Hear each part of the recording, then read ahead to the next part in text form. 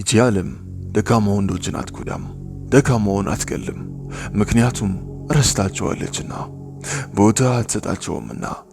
ይልቅ ይቺ ዓለም ታላቁን ወንድ ለማጥፋት የተቻላትን ታደርጋለች።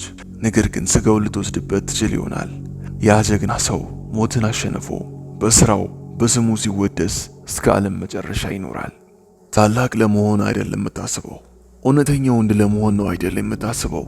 ዛሬ እንዴት ይቺ ዓለም ታላላቅ እንዲሁም እውነተኛ ወንዶች ላይ እንደምትጸና አሳያችኋለሁ።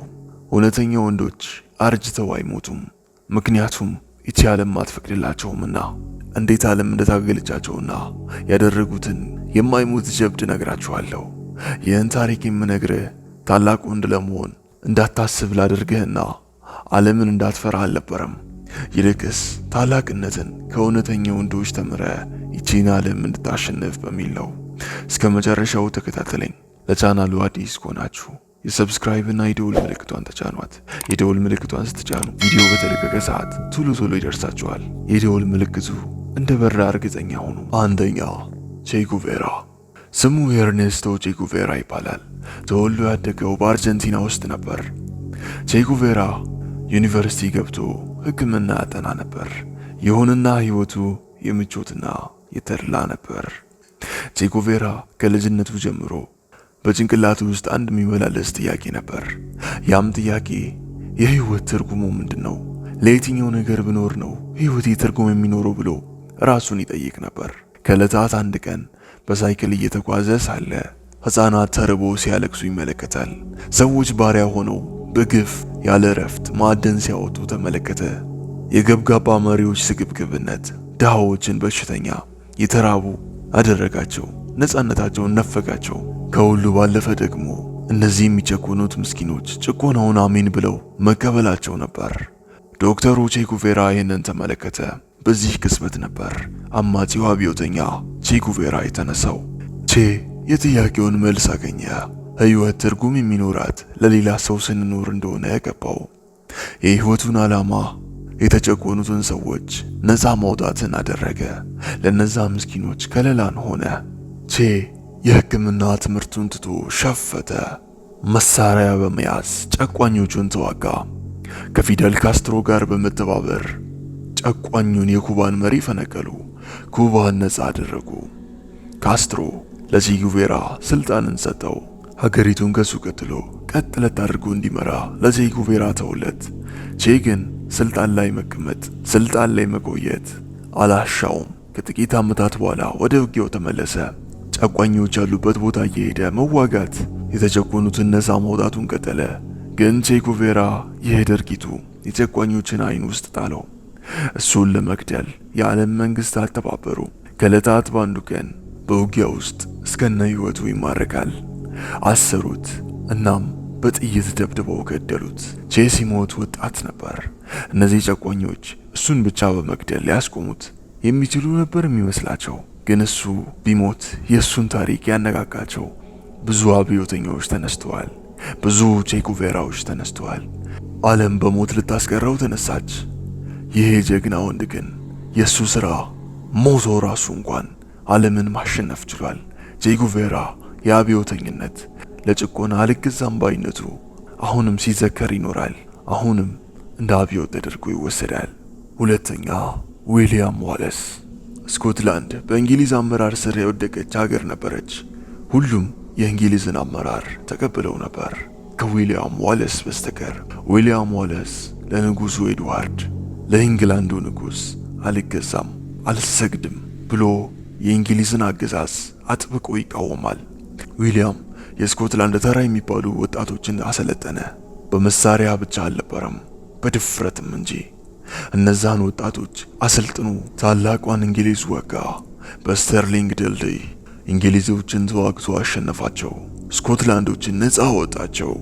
ነገር ግን ይቺ ዓለም ጠንካራውን ልታጠፋው ትፈልጋለችና ዊሊያም ዋለስን ለማጥፋት ነገስታት፣ ባላባቶች፣ ሹማምንቶች ተሰብስበው መከሩበት፣ ሴራን አሴሩበት። በገዛ በአገሩ ልጅ እንዲቀጣ አድርገው ዊሊያም ታስሮ እየተጎተተ ወደ ለንደን መጣ። በአደባባይም በአሰቃቂ ሁኔታ በሞት ቀጡት። የዊሊያም ዋለስ የመጨረሻ ቃል አንድ ነበረች፣ እሱም ነፃነት የምትለው አካል ነበረች። ዓለም በጥንካሬው ቀንታ ዘወር ብታደርገውም እሱ ግን ለስኮትላንዶች ምሳሌ ሆነ። የአርበኝነት፣ የአይበገሬነት፣ የነፃነት ምልክት ተደርጎ ተወሰደ። የዊሊያም ጥፋቱ ምንም አልነበረም። ነፃነትን መፈለጉና ለማንም አልሰግድም ባይነቱ ነው ለሞቱ ምክንያት የሆነው እንጂ ሌላ ጥፋት አልነበረበትም። ይቺ ዓለም ላልገዛም ባዩ ነፃነትን ብሎ ለሚጮሁት እንደ ደካሞች አንገታቸውን ዝቅ ላላደረጉት ወንዶች አትተኛም።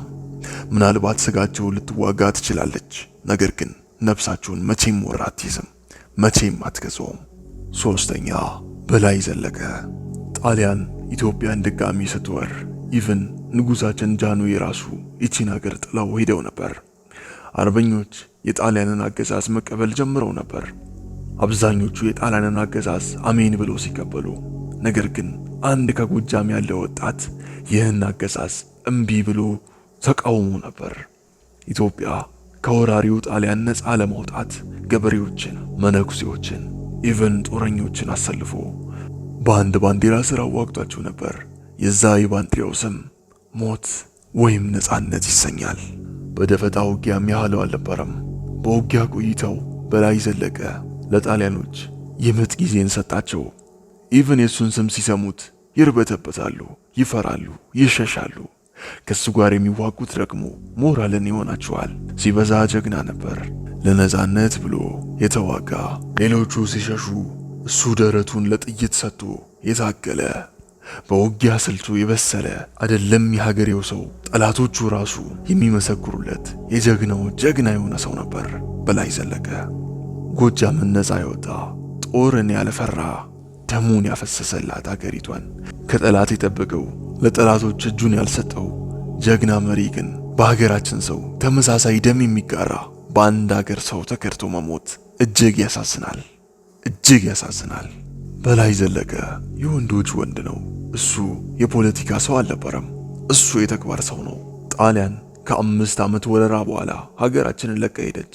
በላይ ዘለቀም የጎጃምን ክፍለ ሀገር ይዞ በፍትህ በትክክለኛው መንገድ እያስተዳደረ ነበር።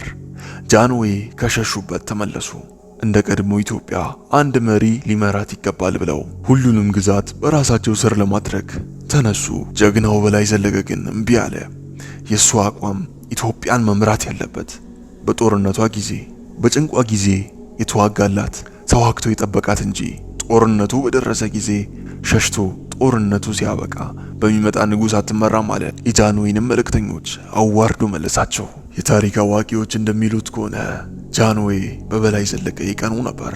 በበላይ ዘለቀ ጀግንነት ብቻ አልነበረም። በላይ ዘለቀ በህዝቡ ላይ ባለው ተጽዕኖ፣ ህዝቡ ለሱ ባለው ፍቅር ይቀኑ ነበር። ጃንሆይ ሁኔታውን አመቻችተው ሊነክሱ ነበር። ነገር ግን በላይ ዘለቀ የህዝቡ ልብ ውስጥ አንዴ ነክሷል። ህዝቡ በላይ ዘለቀን እንደ ነፃ አውጪው ንጉሥ ከቆጠረ ዓመታት አልፏል። ጃንሆይ በላይ ዘለቀን አስገደሉት። ይታያችሁ ንግስናቸውን የጠበቀላቸውን ሀገራቸውን ለጠላት ላላስደፈረው ሰው ገና ለገና ስልጣኔን ይቀማኛል ብለው አስገደሉት። ይቺ ዓለም ያለ ፍቃድ የሚነሱ ወንዶች ላይ ሁሌ ትነሳባቸዋለች። በላይ ከመሳፍንት አልተወለደም። የንግስና ሐረግ የለበትም። እሱ ከጎጃም ውስጥ የኖረ አንድ ተራ ወጣት ነበር። እሱ ሀብት አልነበረውም፣ ግን እሱ በህዝቡ ልብ ነገሰ። ድፍረቱ ኢቭን ነገስታት ያላገኙትን ገድል እንዲያገኝ ረዳው፣ አገዘው። እሱ ወንድ ነበር። እንደ ሌሎቹ ሸሽቶ አልሄደም፣ ቆሞ ተዋጋቸው። ግን ይቺ ዓለም ጠንካራዎችን አትሸልምምና እሱን ገደለችው። ግን እሱ የሀበሻውያን ምልክት ተደርጎ አሁንም ወደፊትም ይዘከራል።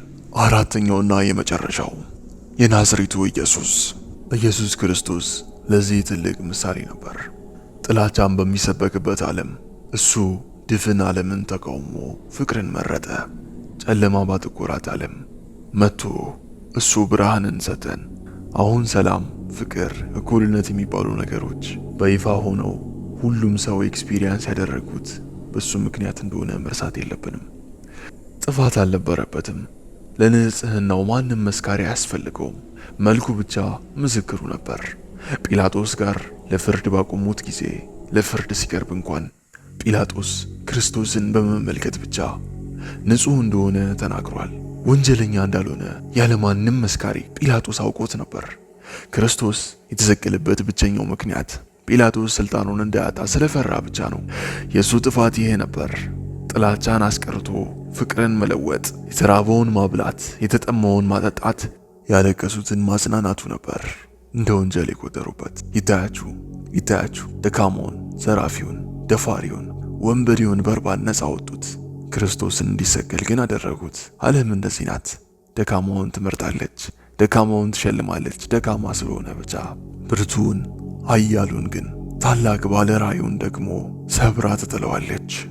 ግን ከጠቀስኩላችሁ ወንዶች ክርስቶስ የሚለየው እነዛ ወንዶች ሞትን ያሸንፉት በገድላቸውና በስማቸው ነበር። እሱ ግን በሥጋው ሞትን አሸነፈ። ሞት ራሱ ሊያስቆሙ አልተቻለውም። ዓለም ተመሳጥራ ዝቅ ያደረገችው፣ እሱ ግን አሸንፏት ከፍ ብሎ ይኖራል። ታላቅነትን የሚመኝ ካለ ለታላላቆች የተመቸች እንዳልሆነ ሊገነዘብ ይገባል። ደካሞች ደካማ ስለሆኑ ይበረታታሉ። በወጣትነትህ ልትገል ትችላለች፣ ልታጠፋ ትነሳለች። ግን ልብ በል መጨረሻ ላይ አሸናፊ የምትሆኑ አንተ ነህ። መቼም አትርሳ። ዓለም ደካማውን ንቃ ትተዋለች፣ ደካማ ስለሆነም ትሸልመዋለች። አንገቱን ቀና ያደረገውን ለታላቅነት የቆመውን ግን ባላት ብቃት ባላት ችሎታ እስከ ጥግ ድረስ በመሄድ ትታገለዋለች። ትግሉ አይቀርም። ዓለም የምትከብድ ምናልባትም የታላቅነትን ጉዞ ስለጀመርክ ይሆናል። ይህን መቼም አትርሳ። አዘጋጅና አቅራቢ ታናሹ እስክንድር ነበርኩ። ቀጣይ ቪዲዮ ስለምን ልስራላችሁ ኮሜንት ላይ ጻፉልኝ።